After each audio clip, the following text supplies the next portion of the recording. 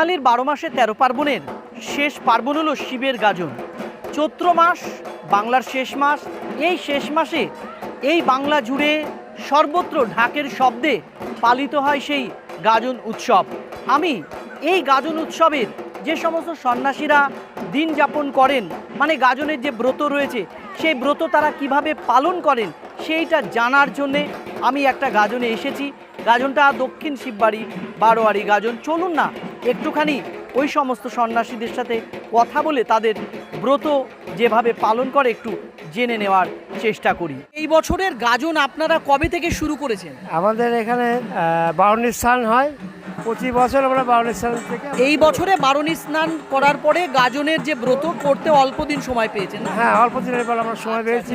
তাহলে কটা হলো, সংখ্যায় কটা দাঁড়ালো? এই 7টা বছর, 6টা 7টা হবে। আচ্ছা, 7টা। এই 7টা দিন আপনারা কিভাবে জীবনযাপন করলেন? আমরা পুরো দিন সারাদিন ভিক্ষা টিক্ষা করি, নির্জলা উপবাস থাকি।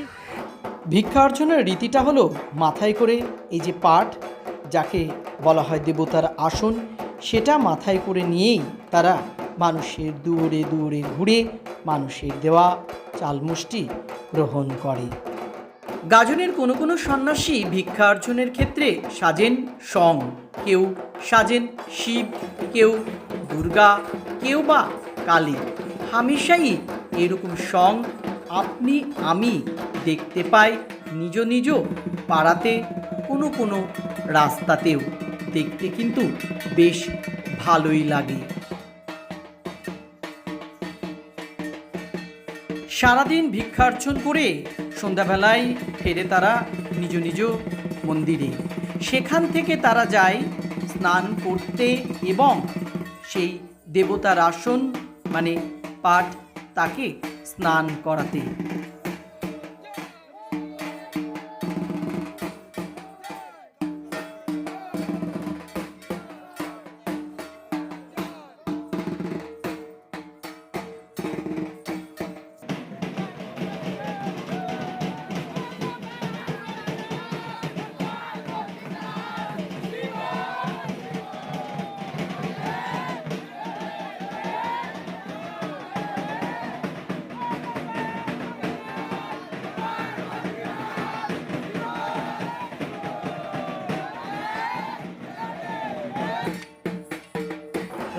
রাত্রির শেষে পুজো অনুষ্ঠানের পরে আমরা ফার্স্ট চন্দ্রমৃত্যু নেওয়ার পরে আমরা ওই শরবত খেয়ে উপবাস ভঙ্গ করি। আচ্ছা, আমি কয়েকটা গাজনে ঘুরলাম, কয়েকটা গাজনে ঘুরে দেখলাম যে কোনো কোনো সন্ন্যাসী লাল বসন পরে আছে, কোনো কোনো সন্ন্যাসী আবার সাদা বসন পরে আছে। তো এই সাদা এবং লালের মধ্যে গাজনের সন্ন্যাসীদের যে পোশাক, এর পার্থক্যটার মধ্যে কি কোনো কোনো ব্যাপার আছে ব্রত পালনের? কেউ যারা লাল বসক পরে তারা হচ্ছে তান্ত্রিক মন্ত্র নিয়ে পুজো করে। আচ্ছা আচ্ছা, তান্ত্রিক মন্ত্র। আর আমরা করি বৈষ্ণব মতে। আচ্ছা, যারা হচ্ছে সাদা বসন পরে করে তারা হলে বৈষ্ণব। আচ্ছা, এই বৈষ্ণব মতে আর তান্ত্রিক মতে যে নীলের পুজো বা দৈনন্দিন যে পাঠ পুজো রয়েছে, শিবের গাজনের পুজো, সেই গাজনের পুজোর ক্ষেত্রেও কি কোনো মন্ত্রর ব্যাপার পার্থক্য কিছু আছে? পার্থক্য মানে নীল পুজোটাই আলাদা পুরোটাই। এরা মানে পুরো পরিবেশের মধ্যে নীল পুজোটা চলে।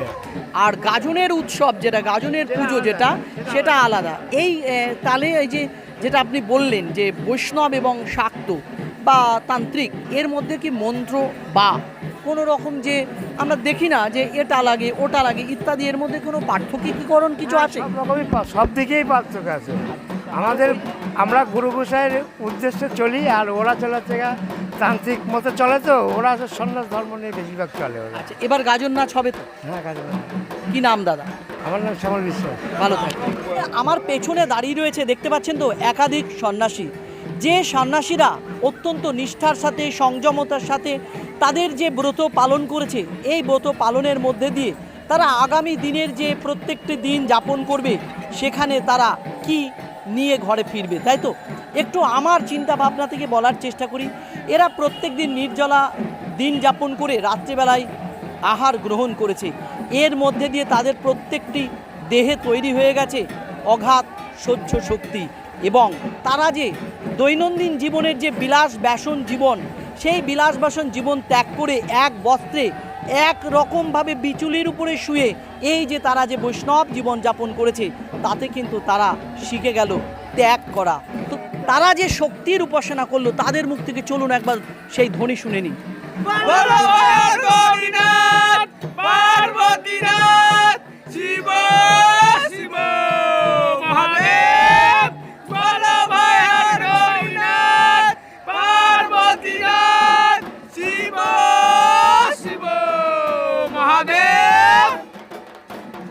এই মন্ত্রেই শিবের গাজনের প্রত্যেকটি গাজন উদ্বেলিত হয়, আর প্রত্যেকটি শিবের গাজনের সন্ন্যাসীরা আলাদা শক্তি অর্জন করে।